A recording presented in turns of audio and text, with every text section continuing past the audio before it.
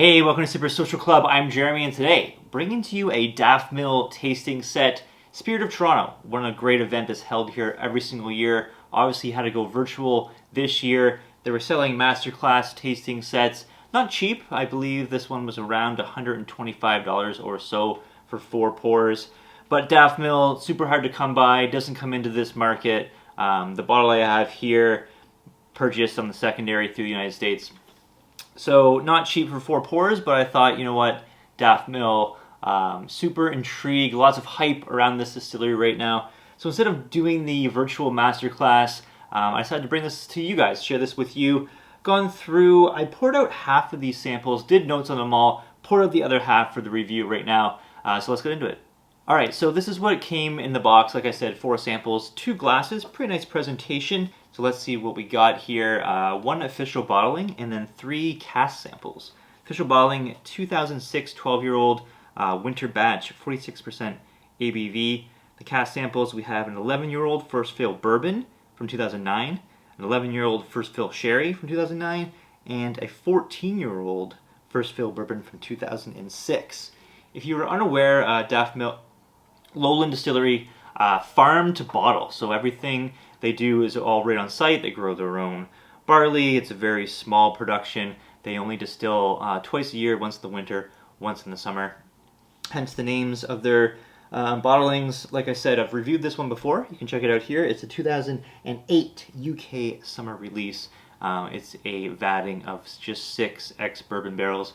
Very good stuff. And you may or may not have heard the hype around this distillery, making lots of buzz in the whiskey world right now. Just coming out with really delicious whiskey. The secondary market is going crazy for this stuff.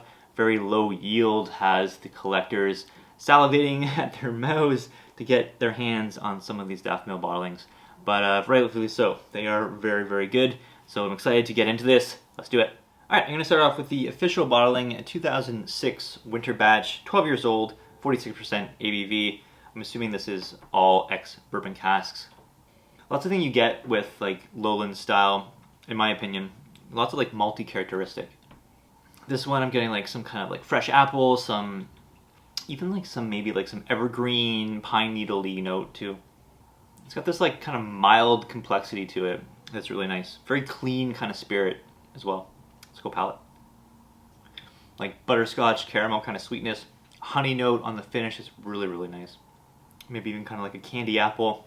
Again, very clean, creamy, good viscosity, and like lots of like grain aspect to it. Really, really nice. Really good stuff. Score-wise for me on this one, I'm going 87 out of 100. Let's move on to the next one.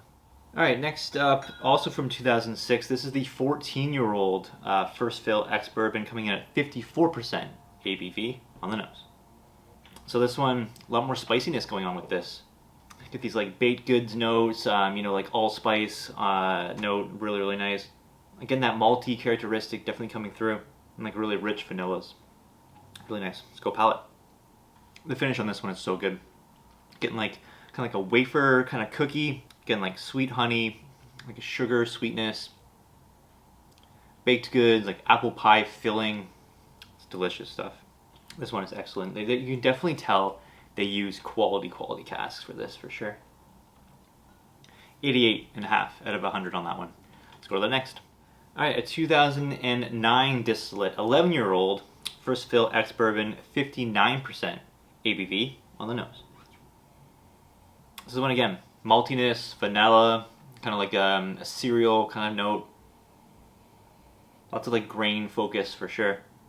Almost kind of like some kind of cookie. Can't quite tell what kind though. Maybe like a sugar cookie. Let's go palate. So again, vanilla sweetness. Definitely get, again, more malty characteristic. The honey, the nutmeg, for sure there. Some kind of like pine elements too. But the finish on this one, this kicks on the finish for sure. It is hot. Definitely a lot of heat here. Let's add a touch of water. See if we can bring this down at all.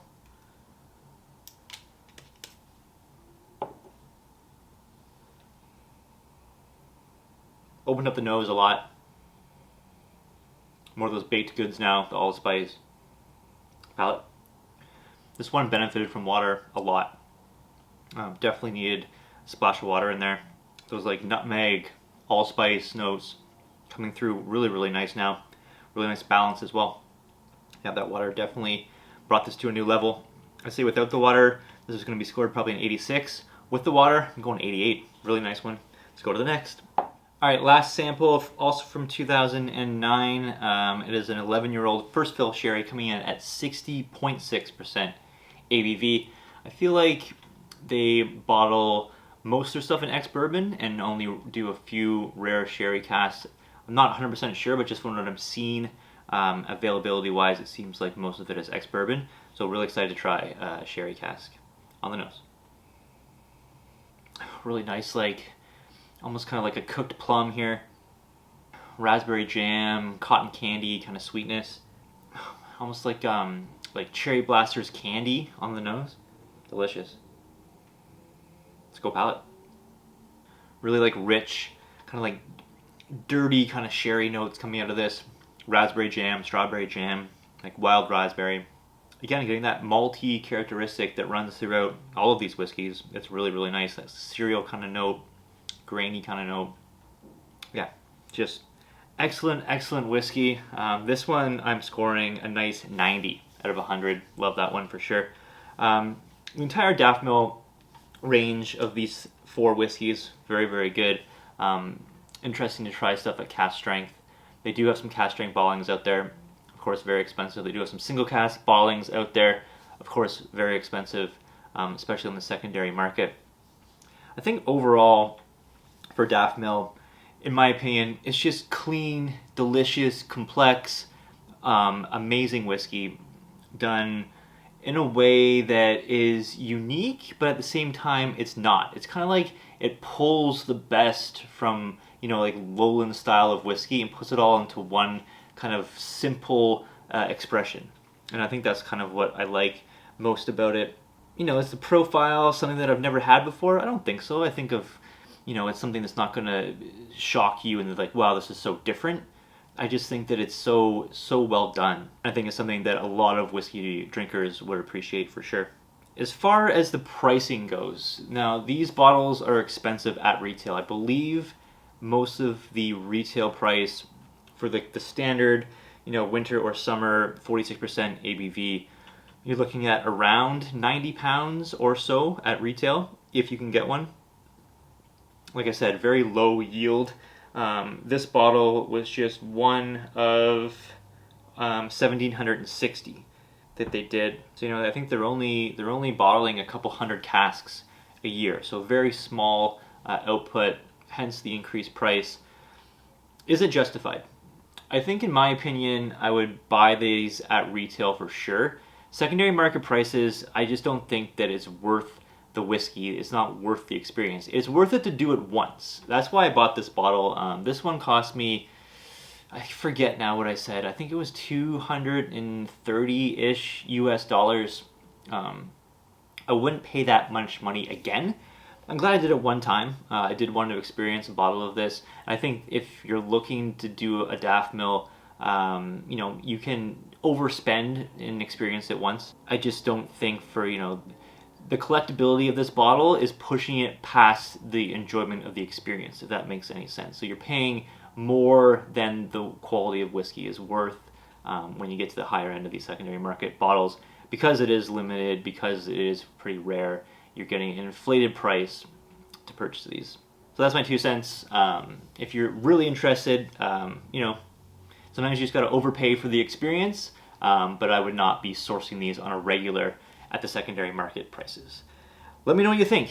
Daftmill Distillery, have you heard of it before? Have you heard the buzz? Have you tried any of their lineup? Let me know your thoughts. Really interested to hear what you'd have to say.